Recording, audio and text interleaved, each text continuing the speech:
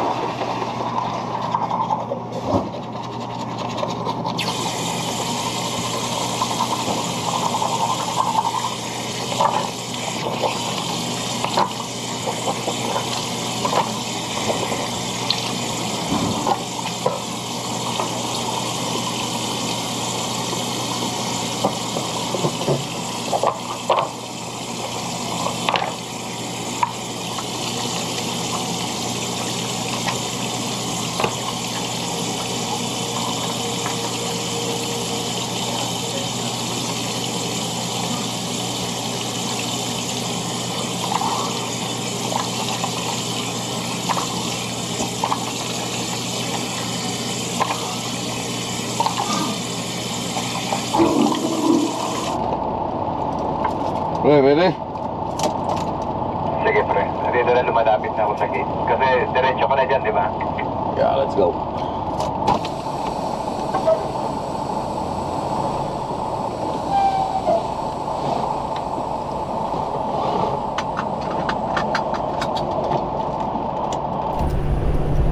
Ilang kilometers ba yun? Kilometers yung exit 90 ka. It's 53 kilometers, 30 minutes. 53, okay. Sige, slow down na ako. Ilan na lang sa'yo? Hindi ko miles kasi ako eh. 30 miles. It's the same thing. 30, ilan nga ba yun?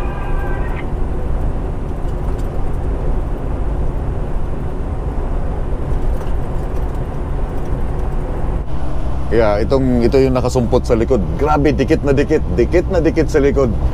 Babae ang driver, but hindi siya nag-anticipate na anytime na pwedeng mag-brake sa unahan, babangga siya sa likod ko. May mga driver talaga na napaka-stupido. Napaka-stupido mag-drive.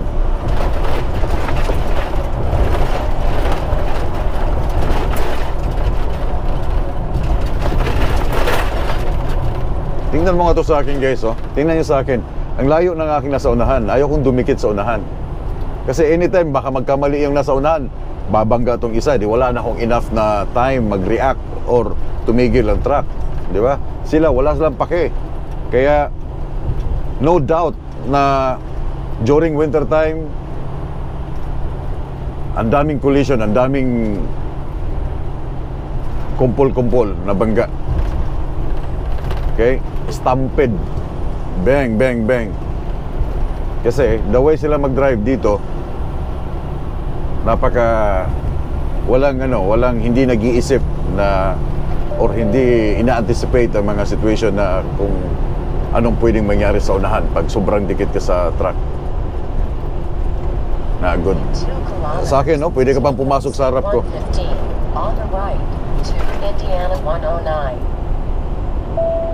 Sila, well, maybe because meron mga appointment time, pero hindi ka dapat mag-drive or dumikit ng napaka-close sa likod ng isang truck din.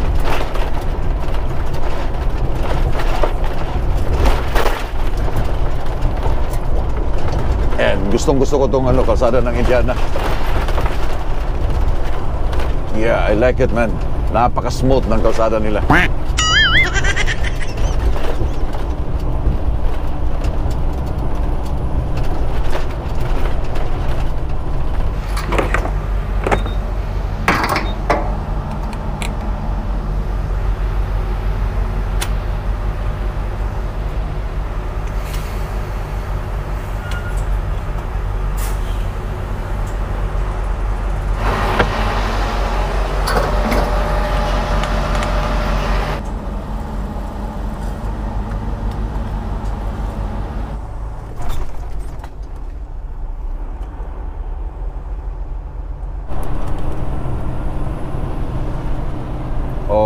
Nahuli na naman. 55 lang talaga, guys. Huli ng pulis. Civilian car.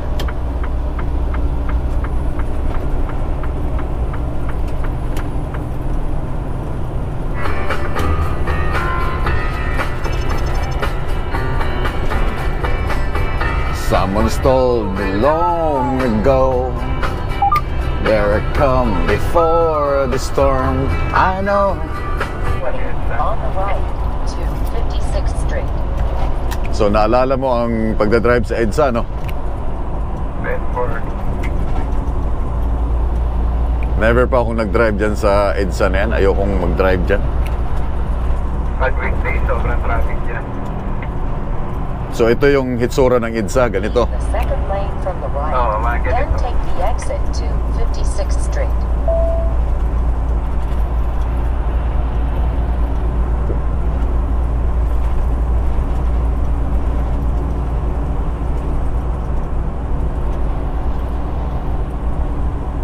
Ingat dyan, pre. May TMD, pre, oh. Nandyan si Nerbiha. O, yun lang. Baka nag-aabang sa kanto yun. Oh, nag-aabang si Nerbiha dyan, no? Sige, 10-4.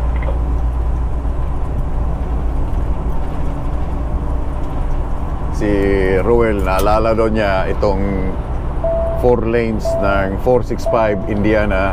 Si Akim, doon din pala pupunta sa Mazer Group. O, saan siya nag-load? 7 kilometers. Galing siya ng, take ng exit Tacoma. 35 on the Tractor din right pero toward ibang branch yata. Ellisonville Road. Papuntang, Brandon din. Maraming order si Mazer Group sa Brandon. Oo nga eh. Parang ang dami niyang equipment, ah. Doon din.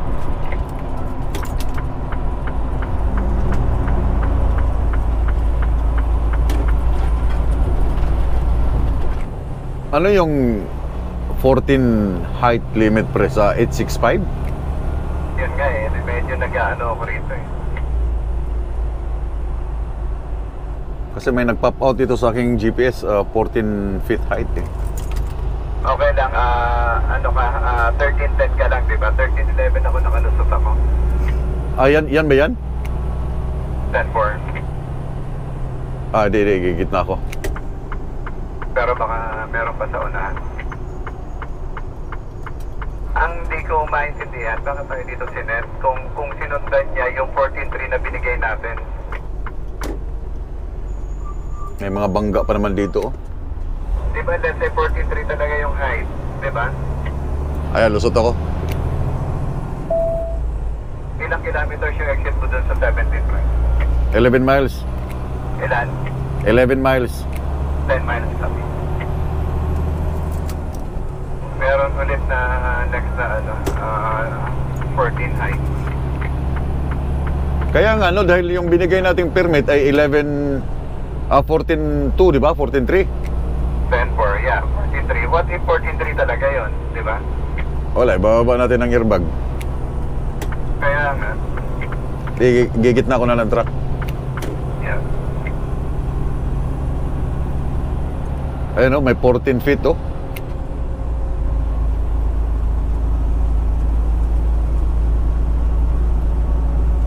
Loko-loko ang gumawa ng permit na to.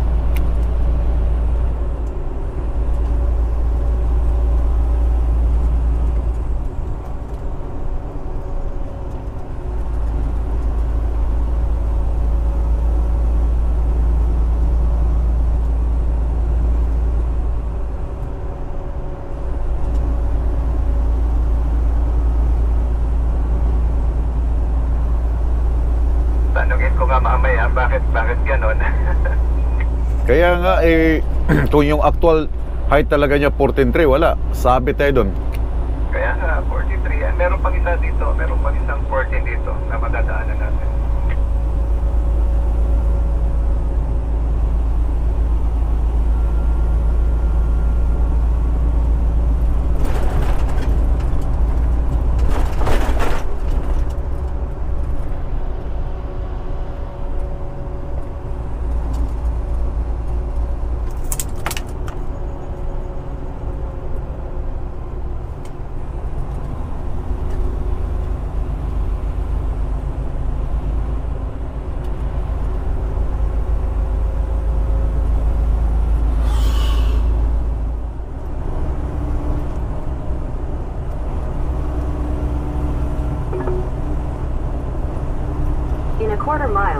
exit 17 for 38th Street.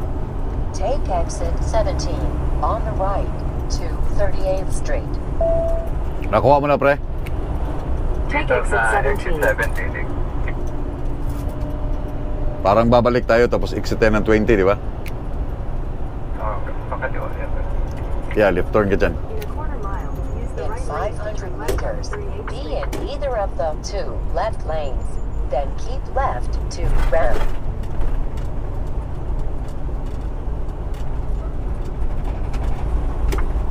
Kakaliwa tayo, no? Yeah, kakaliwa. Tapos yung ramp na yan, paglagpas mo na tuloy, Keep pwesto ka left dun, babalik tayo sa ating dinaanan. Sabi. At the light, use the right I think, pre, huwag mo na palang tawagan. I think yung 14 doon, baka kaya tayo in-avoid papunta rito. Di ba yung merong isang pakaliwa doon, yung 865? Hindi, yung ano, hindi ka natatawagan? Huwag na siguro kasi parang tama naman. Yung 14 yata nandun sa may part nung 865. Ah, okay, sige. Okay, copy.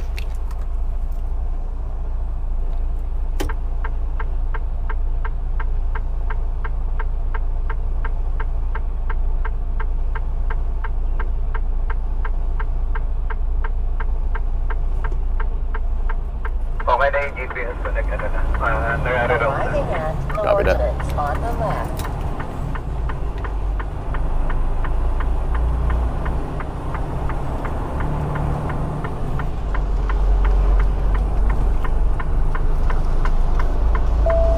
In 200 meters, take the ramp on the right to I-465 North. Take the ramp on the right to I-465 North. Arrive at your destination.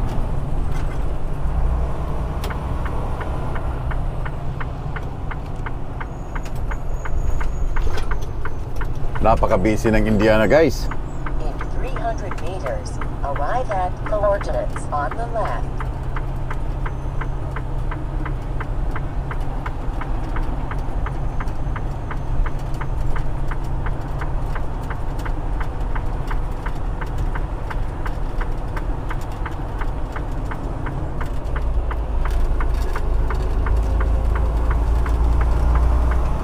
Arriving at coordinates on the left.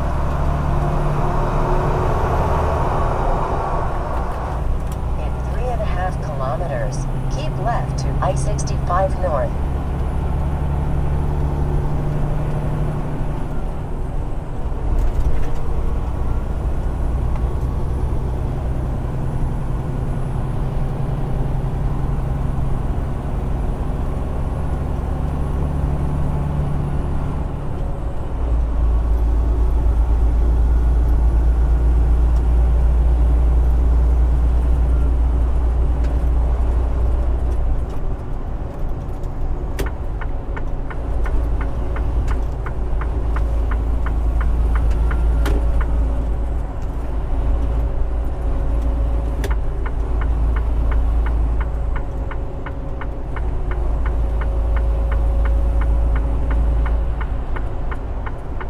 Ang hirap pa naman magbigay ng mga driver dito sa Indiana. Yung mga malilit na kotse. Pwesto nga, pre, sa pinakakaliwa. Copy, copy.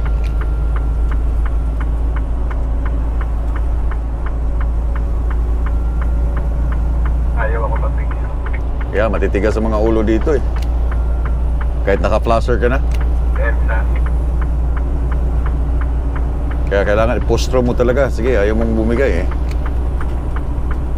In 1.5 kilometers, keep left to I-65 North. There you go, nakapisto na ako sa ano, left. Inside EDSA. Welcome to EDSA, bro!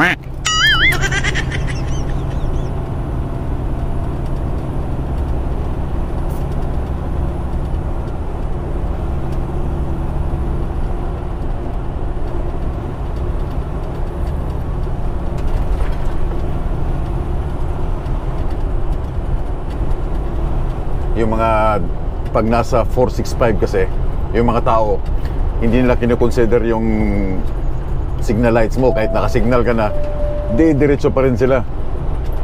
Be in either of Wala silang two pake. left lanes. Kaya kailangan meron kang lakas loob na, sige, pasok mong truck mo.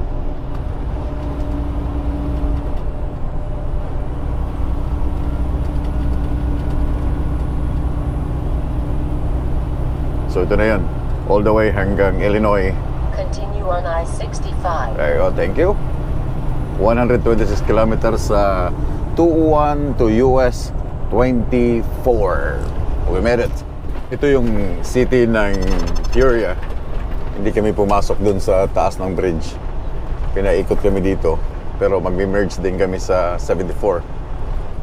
Kakanan.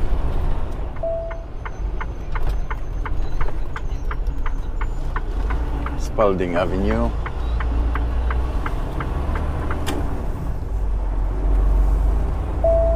In 800 meters, take the ramp on the right to I-74 West.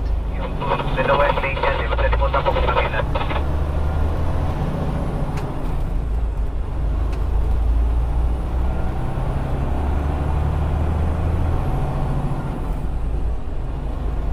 Really?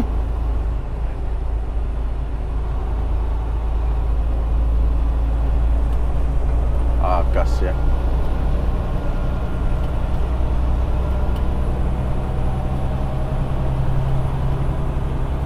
In 200 meters, arrive at coordinates on the right. Hey guys! Hey guys! Hindi ka na copy, Mark. Yeah, go ahead, sir. Dito sa Road Ranger. Take Copy. exit 68 on Marami the kang right shower? to Evansdale Drive. I don't know yet. Hindi ko pa nagamit tong aking fly. Ano ba sa Road Ranger? Gusto mo dumiretso muna doon sa ano to, pangalan na to sa Turn right at the stop sign. Pilot. Check mo kung maraming parking. Maraming parking dito sa Road Ranger. Mahirap kumuha dyan sa pilot. Yun nga eh. Ang problema kasi sa pilot, puro reserve eh. Yeah, yan, mahirap sa kanila dyan. Nag-park na ako dyan before nung nasa Torque ako. Ang hirap mag-parking dyan. So, nandito lang kami guys sa Evansdale.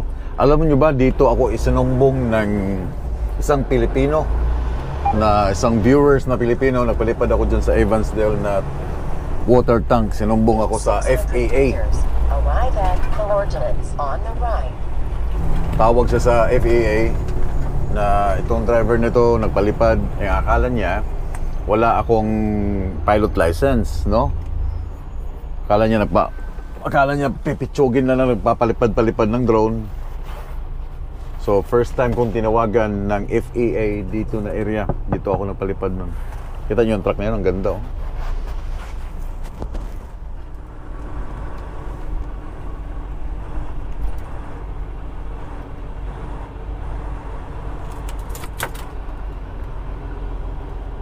Andiyan ka na ba sa likod? Kasi aabante ako para makaliko ko na maayos. Yeah, okay lang. Mukhang okay na, no? Kaya na, no?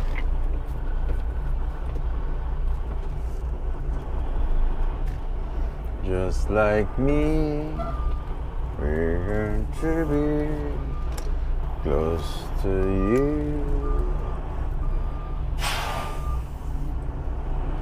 At least ito, nasa baba tayo malapit sa tinda sa loob.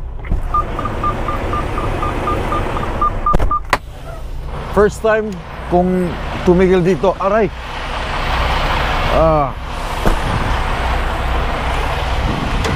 Yeah, dito kami sa Road Ranger.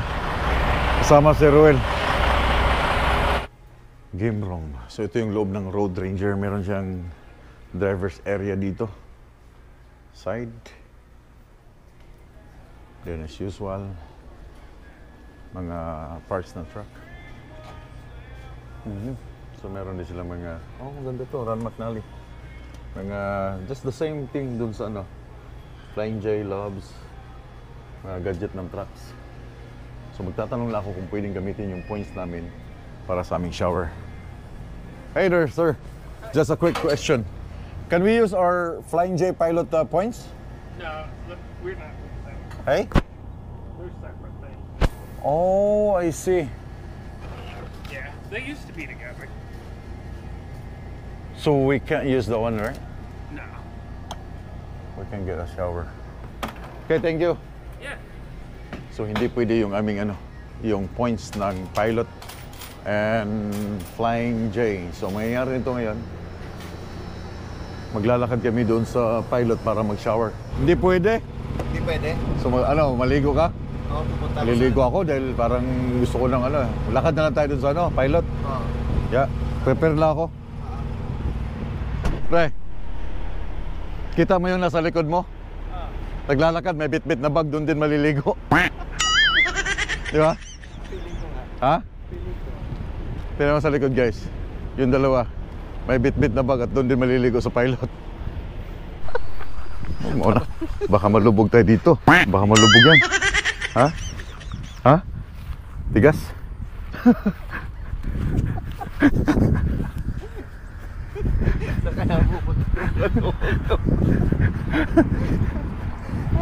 Ano namin, Junction 380 Interstate 20 and 27. Tapos huwag mong bilisan ng paglalakad, pre, kasi 35 limit lang speed limit. Dito ako minsan ito, reserve a shower na ako. May isa pa, pre. Hindi yata. Yan, meron na sa akin. You're next. Siya, may pila? guess 83. Ako na sunod. Ayun, may code na ako. 41361. Saan shower na? I think it's here, yeah. 41361. So magaling kasi may apps. Shower na agad. Naka-reserve na agad. Number 6. Ito. 41361.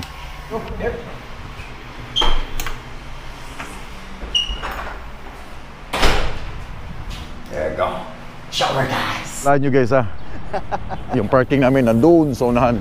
Pero pumasok kami dito sa Flying J para mag-shower.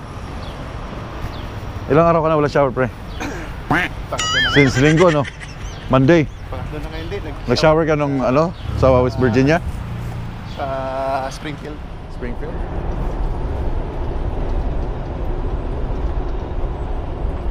Pinauna ko na si Ruel sa aming biyahe today dahil medyo kapos siya sa kanyang oras. Hindi kasi siya hindi pa siya nakapag-reset. So yung ginamit niyang oras from Canada hanggang Maryland, saktuhan lang talaga para makabalik ng border. Kaya sabi ko sa kanya kayo ng umaga, umuna ka na dahil bukas pa rin naman itong ma-unload. Hindi kami makakaabot today para i-deliver tong load sa Brandon. Kasi ako, shway-shway lang. Sa Arabic pa, shway-shway. Slowly.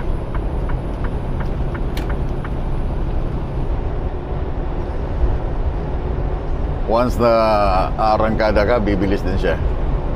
Takot siyang ma-overtaken eh.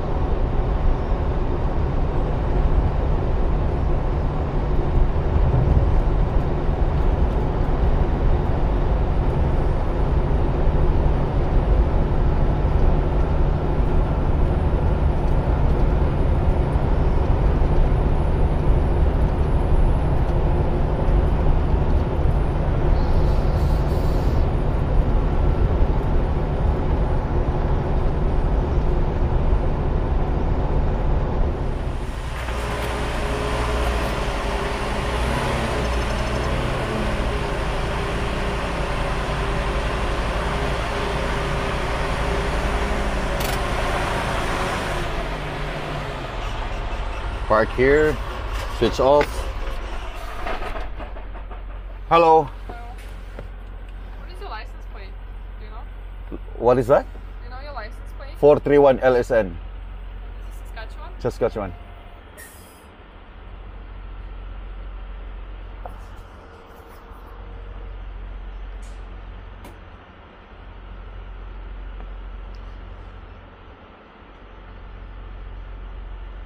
And where do you live? Winnipeg, How long have you been gone for? 9 days now. 9 days? Yeah. Where did you go? I went to Ohio and I picked up this load in Baltimore, Maryland. Did you drop anything?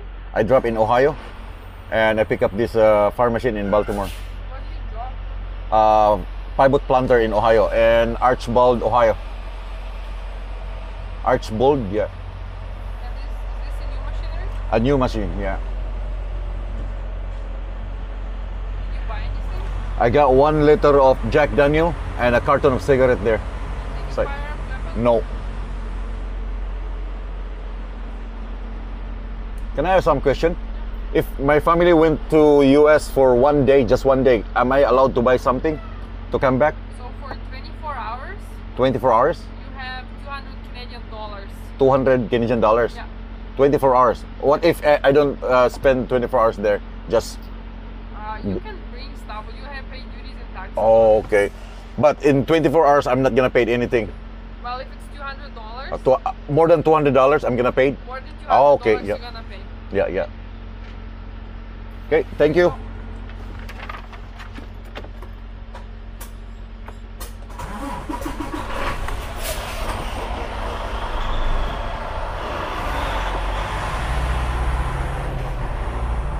Okay guys, so narinig ninyo, pagpapasok kayo sa Amerika,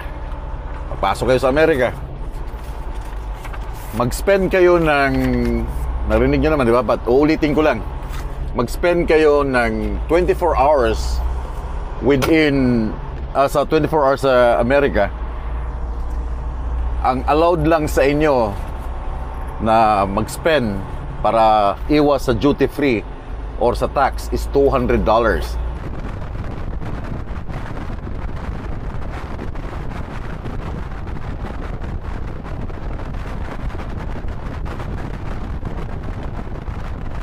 This is Maryland Avenue. There we go.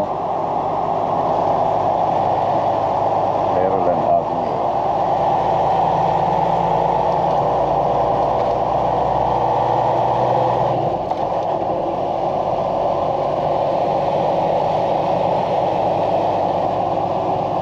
Oh, sarado pa.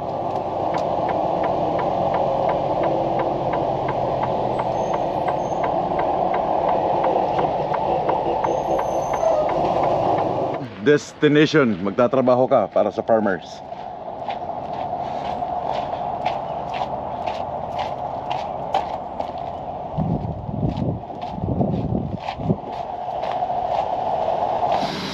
Okay, natanggal na yung load sa aking trailer. Then I'm done. Where's tayo? Uwi na. Yeah man, take care, okay? Ingat. Kaya maraming salamat sa time na kasama kita from Maryland to Canada. Yeah, thank you. Ingat. Punta rin ako dyan mamaya sa Winkler. Kukuha ko ng load pa baliktad kung sasgat. Alright, okay. Ingat. Until next time. So anyway guys, tapos na ako dito sa Brandon. Babalik ako ng Winkler para i-drop ko itong aking load, aking trailer na empty. Then I'm off for the weekend. Maraming salamat sa inyo ang pagtanaw sa Pinoy Trucker Channel. And yeah, maglagay na kayo ng inyong mga shoutout dyan. Kung sinong isa shoutout nyo, babasahin natin. Ibabalik ulit natin yung mga shoutout ninyo. Okay, so pag-amping mo na, have a nice weekend, Sabado at Linggo. And the next week dito sa Canada is Canada Day. Enjoy sa mga long weekend ninyo. Saan kayo pupunta? Out of town, out of the city. Pag-amping, keep safe, and we'll keep on trucking.